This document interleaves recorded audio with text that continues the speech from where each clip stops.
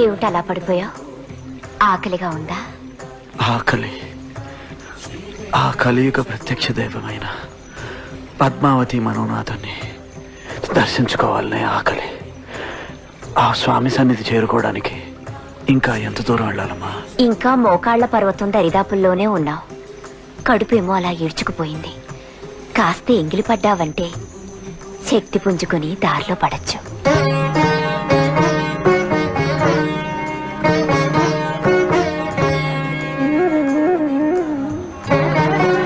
ఇలా తిను.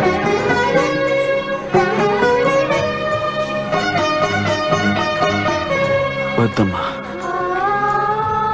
నా స్వామి దర్శనం అయ్యే వరకు పచ్చి గంగైనా ముట్టలని దీక్ష పట్టాను. నా దీక్షలో ఏ లోపం ఉందో ఏమో కానీ నాతో వచ్చిన వాళ్ళందరూ వెళ్ళగలిగారు.